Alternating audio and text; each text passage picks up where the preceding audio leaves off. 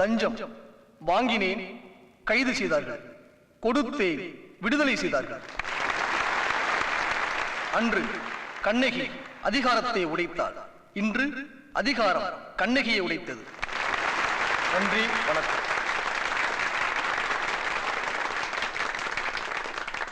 பல பொறுப்பும் பெருமிதமும் நிறைந்த பதவிகளுக்கு பெருமை சேர்த்த நீதிபதி ஐயா ரா குருசாமி அவர்களை பெருமையுடன் வரவேற்கின்றோம். மதிப்புமிக்க பாவலர் அறிவுமதி அவர்கள் வந்திருக்கிறார்கள். அவர்களை வரவேற்கின்றோம். பெண்ணுலகம் குறித்த திடமான பார்வைகளோடும் பதிவுகளோடும் திகழும் கவிதாயினி ஆண்டாள் பிரியதர்ஷினி அவர்கள் வந்திருக்கிறார்கள். அவர்களையும் வரவேற்கின்றோம். நமது மாமன்னர் கலைக்கல்லூரியின் முதல்வர் ஐயா திரு ராமசாமி அவர்களையும் வரவேற்கின்றோம். நம் கல்லூரியிலேயே முதல் மாணவனாக தங்கப்பதக்கம் வென்ற தங்கமான முன்னாள் மாணவர் தம்பி வேலு தொண்டைமான் அவர்களையும் வரவேற்கின்றோம். இப்பொழுது நமது சிறப்பு விருந்தினர் தம்பி வேலு தொண்டைமான் அவர்கள் வெற்றி பெற்ற மாணவர்களுக்கு பரிசுகள் வழங்கி பாராட்டுவார்.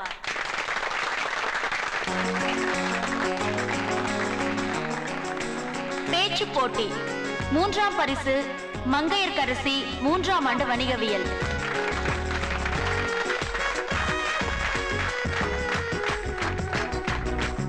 என்னடி இன்னைக்கு ரொம்ப சந்தோஷமா இருக்கு? இருக்காத பெண்ணா, இன்னைக்கு சீஃப் கெஸ்ட் அவங்க ஆளாச்சே.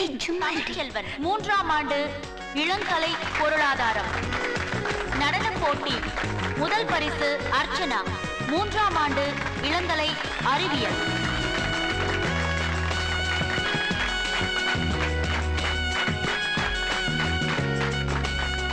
பேச்சு போட்டி முதல் பரிசு பாலகிருஷ்ணன் 3ஆம் ஆண்டு இளங்கலை வணிகவியல். நன்றி.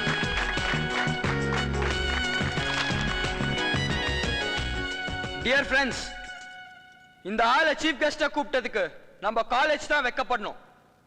இவன் ஒரு மோசமான முன்னுதாரணம். பொறுக்கியையும் ரவுடியையும் காலேஜ் கூப்பிட்டு ஃபங்க்ஷன் நடத்துறது ரொம்ப அசிங்கம்.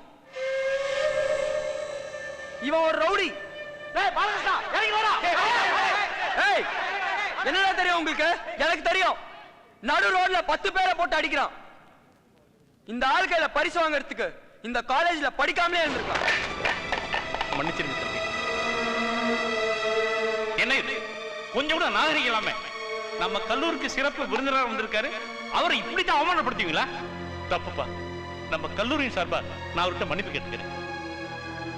பேசுங்க.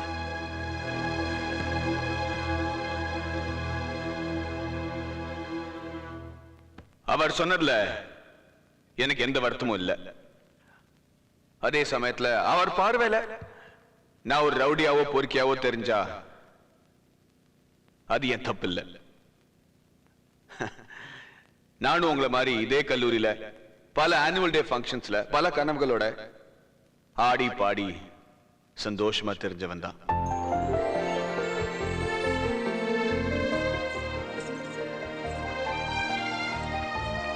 எனக்கும் அம்மா அப்பா தங்கச்சின்னு ஒரு அழகான குடும்பம் இருந்தது. எங்க குடும்பம் ரொம்ப சின்னது, ஆனா சந்தோஷங்கள் நிறைய. பிள்ளைங்க எல்லாம் ஆசைப்படுதுங்கல்ல, போட்டுக்காங்களே. ஆமா, இனிமேதான் மேக்கப் போட்டு போய் உன்னை பொண்ணு பார்க்க போறேன். ஆமா. டேய் தம்பி, அப்பா காதோரத்துல நரைச்ச முடி இருக்கு பாரு, அங்க அடி. அடேப்பா, பெரிய முதல் மரியாதை படம் மாதிரி போய்கிட்டு இருக்கு. அம்மா, அந்த சக்கரை டப்பா பக்கத்துல உப்பு டப்பா இருக்குல்ல, அதை எடுத்து வேற அலமாரில வச்சிருக்கேன். ஏப்பா சக்கரைக்கு பதிலா உப்பை போட்டு விட்டீங்க. மன்னிச்சுக்க நட்ராசு. அம்மா கொஞ்சம் இங்க வாங்களேன். ராமநாதபுரத்து பக்கம் நம்மளுக்கு எந்த ஊர்? பரமக்குடி. கமலஹாசன் அவர் ஊரு. அப்படியா? என்னப்பா அம்பிடுக்கான மண்டைக்கு போய் இவ்வளவு நேரம் அடிச்சுக்கிட்டு இருக்க? நான் அரை மணி நேரத்துல அரை மணிக்கே வெளியே அடிப்பேன். கொண்டாங்க. சரி, இந்த அம்மா போட்டு நீயே வச்சுக்க. கொண்டாங்க. ஐயோ இருப்பா. போதும் விடுறா போதுடா. ஆஹா, உடம்புல உள்ளங்கை ஒண்ணுதான் வெள்ளையா இருந்துச்சு, அதுவும் போச்சா? மாவு சரியா அரைப்படவே இல்ல. அரைச்சு எடுக்கிறதுக்குள்ள பாதி உயிர் போயிடுச்சு. என்னமா ஆச்சு? கிரைண்டர் ரிப்பேர்ப்பா. கவலையப்படாதீங்க. முதல் மாசம் சம்பளம் வரதுக்கு இன்னும் 10 நாள் தான் இருக்கு. சம்பளம் வந்தோடனே முதல் காரியமா உங்களுக்கு ஒரு புது கிரைண்டர் வாங்கி தரேன். சரியா? நான் வரேன். ஆ, வாமா. ம். என்னப்பா? அப்பாவுக்கு வர வர கண் பார்வையே தெரியலடா. எதையுமே படிக்க முடியல. பேசாம இருங்கப்பா. முதல் மாசம் சம்பளம் வரதுக்கு இன்னும் 10 நாள் தான் இருக்கு. சம்பளம் வந்தோடனே உங்க கண்ணை டெஸ்ட் பண்ணி புது கண்ணாடி வாங்கி கொடுத்துறேன். அண்ணா சீக்கிரம் கிளம்புங்க, பஸ்ஸுக்கு நேரமாச்சு. கவலைப்படாத தங்கச்சி, இன்னும் 10 நாள்ல முதல் மாசம் சம்பளம் வரப்போகுது. அதை ஏன்பா, வச்சு புது பஸ்ஸே வாங்க போறியா? சும்மா இருங்கப்பா. வா. என்னண்ணே காலையில இருந்து சவாரி போலையா? அட அதையாப்பா கேக்குற? ஓட்டி ஓட்டி மூட்ல இருக்கு நட்டெல்லாம் புடுங்கிக்கிருச்சு. பேசாம இருங்கண்ணே. முதல் மாசம் சம்பளம் வந்துட்டோம். அடியில ஒரு மோட்டர் ஃபிட் பண்ணி கொடுத்துறேன். அடியிலையா? அட வண்டியிலண்ணே. அப்படியா? அப்படியேதான். மோட்டர் இருக்கட்டும், சாயங்காலம் ஒரு குவார்டர் கிடைக்குமா? அம்மா. ஏன் ஏன் அலையறீங்க இப்படி? Just miss. அம்மா அம்மா ப்ளீஸ்மா, அந்த மரத்தை வெட்ட வேண்டாம்னு சொல்லுங்கம்மா. சும்மா இருப்பா, சின்ன புள்ள மாதிரி அடம் பிடிக்காத. மரத்துல இருந்து இலை உதிர்ந்து குப்பையாயிடுது, அது போய் டிரைனேஜ்ல மாட்டிக்குது. அதனால அக்கம் பக்கத்துல இருக்கிறவங்க திட்டுறாங்க. தினமும் அவங்க கூட சண்டை போடுறதே எனக்கு பெரிய வேலையா போச்சு. தங்கச்சி சொல்லமா பாட்டேன், அந்த மரத்தை விற்க வேண்டாம்னு சொல்லமா.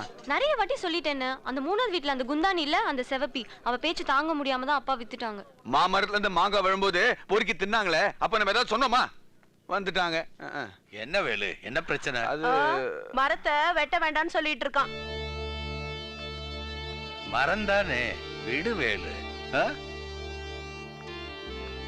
வெறும் மரம் தானேன்னு என்னால நினைக்க முடியல. அந்த மாமரத்து நிழல்ல நானும் தங்கச்சியும் உட்காந்து படிச்சது, சின்ன வயசுல ஊஞ்சல் கட்டி ஆடுனது, அணில் கடிச்சு போட்ட அந்த மாங்காய்க்காக நானும் தங்கச்சியும் சண்டை போட்டது, இந்த நினைவுகள் எல்லாம் அந்த ராத்திரி முழுக்க என்ன தூங்க விடல.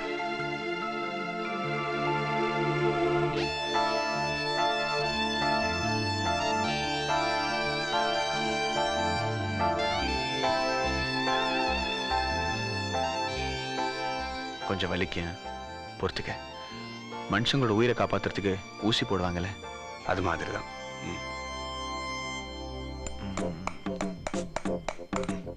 அவ்வளவுதான்.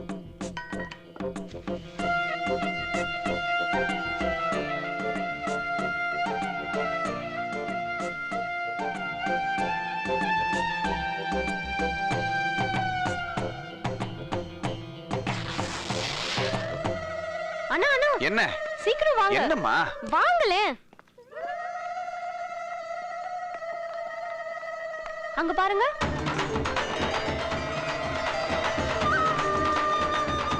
மரத்தை நான் வைக்கிறதா இல்ல. என்னண்ணா ஆச்சு? ஆத்தா அம்மாயி, யாரையும் காப்பாத்துமா. சரி வா.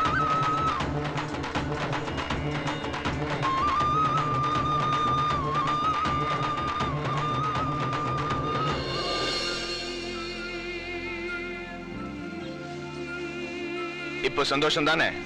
அண்ணா உண்மையா சொல்லுங்க, இது உங்க வேலை தானே? ஏய், இப்படி கண்டுபிடிச்ச? தாவணி என்னது இல்ல? பேசாம இரு. முதல் மாசம் சம்பளம் வரதுக்கு இன்னும் 2 நாள் தான் இருக்கு. சம்பளம் வாங்கணும்னு ஒரு டசன் தாவணி வாங்கி கொடுத்துறேன். ஐயோ அண்ணா, அங்க பாருங்க. டேய் என்னடா இதெல்லாம் உன்னோட வேலையா? என்னங்க அவளை புடிங்க.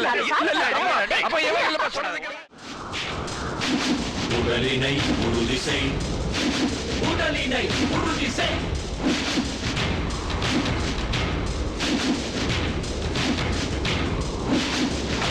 ஏறு போல் நட, ஏறு போல் நட,